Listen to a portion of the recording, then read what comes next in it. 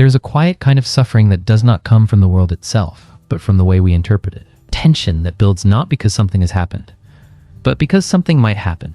A discomfort that feels real, even when there is no real threat in front of you. This is the strange, often invisible reality of the human mind. It has the power to create problems that do not exist. You might recognize this pattern in your own life. You send a message, and when the reply does not come quickly, your mind begins to fill in the silence. Maybe they are upset. Maybe you said something wrong. Maybe they are losing interest. None of these things are confirmed, yet your body reacts as if they are. Your chest tightens, your thoughts speed up, and suddenly, you are solving a problem that was never real to begin with. This tendency does not come from weakness. It comes from the way the brain is wired to protect you. Deep within your mind is a system designed to anticipate danger, to predict outcomes, and to keep you safe from harm. From an evolutionary perspective, this made perfect sense. Early humans who assumed the worst, who treated a rustle in the bushes as a potential threat, were more likely to survive than those who ignored it. The brain learned that it is better to be wrong and safe than right and harmed. But in modern life, this same protective mechanism often misfires. Instead of physical threats, it reacts to social uncertainty, emotional vulnerability, and imagined scenarios. The danger is no longer a predator. It is rejection, embarrassment, failure. And because these threats are less tangible, the mind fills in the gaps with its own narratives. Over time, this creates a pattern. The mind begins to operate not based on reality, but on possibility. It scans for what could go wrong, rather than what is happening. And because it is so good at imagining, those possibilities can feel just as real as actual events. You might notice this in moments of stillness. When there is nothing urgent to deal with, the mind does not always relax. Instead, it searches. It replays past conversations, analyzes tiny details, and constructs alternate versions of events. Why did they say it like that? What if I had responded differently? What if something goes wrong tomorrow? These questions do not lead to clarity. They lead to more questions, more doubt, and more emotional exhaustion.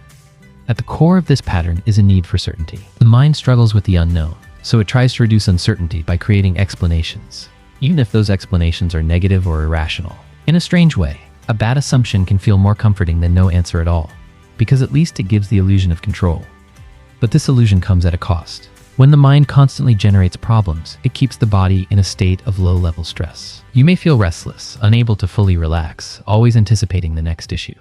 Even when things are going well, there is a subtle sense that something is about to go wrong. It becomes difficult to enjoy the present moment because your attention is always pulled into the future or back into the past. This also affects relationships. When the mind creates problems that do not exist, it often projects them onto others. You might assume someone is upset with you when they are simply busy. You might interpret neutrality as rejection or distance as disinterest. These interpretations can lead to unnecessary conflict, withdrawal, or reassurance-seeking behaviors that strain the connection. What makes this even more challenging is that the mind is convincing. Its thoughts do not feel like guesses, they feel like truths. When it tells you something is wrong, your body responds as if it is. And because of that, it is easy to trust these thoughts without questioning them. But here is something important to understand. Not every thought deserves your belief. Thoughts are not facts. They are mental events, products of your brain trying to make sense of the world. Some of them are helpful, grounded, and accurate. Others are distorted, exaggerated, or completely imagined. The challenge is learning to tell the difference. This begins with awareness, noticing when your mind is creating a problem rather than responding to a real one. It is the moment you catch yourself spiraling and pause to ask, what evidence do I actually have? Often, you will find that the answer is very little. The fear is not based on reality. It is based on interpretation. From there, the goal is not to silence the mind completely. That is not realistic. The mind will always think that is its nature. But you can change your relationship with those thoughts. Instead of automatically believing them, you can observe them. Instead of reacting immediately, you can create space. This space is where change begins. When you allow a thought to exist without attaching to it, something interesting happens. It loses some of its power. It becomes just a possibility, not a certainty. And in that space, you can choose how to respond rather than being driven by automatic fear. It also helps to bring your attention back to the present moment. The mind creates problems most easily when it drifts into the future or replays the past. But in the present, things are often much simpler. Right now, in this moment, you can ask yourself, is there an actual problem I need to solve? And many times, the answer is no. This does not mean ignoring real issues or avoiding responsibility. It means distinguishing between what is real and what is imagined. It means giving your energy to what truly matters instead of what your mind invents. There is also an emotional layer beneath this pattern. Often, the tendency to create problems is rooted in deeper experiences, times when uncertainty led to pain, when trust was broken, or when being unprepared had consequences. The mind remembers these experiences and tries to prevent them from happening again. In doing so, it becomes hypervigilant, always scanning for signs of danger.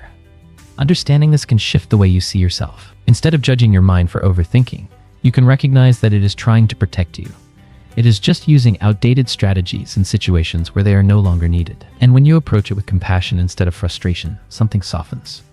You are no longer fighting your mind, you are working with it. Healing this pattern does not happen overnight. It is a gradual process of noticing, questioning, and redirecting.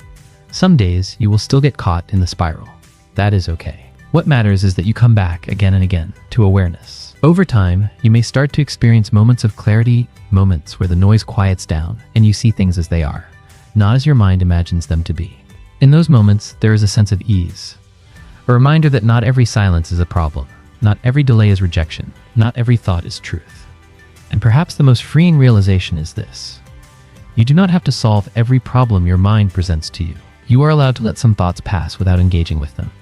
You are allowed to sit in uncertainty without rushing to fill it.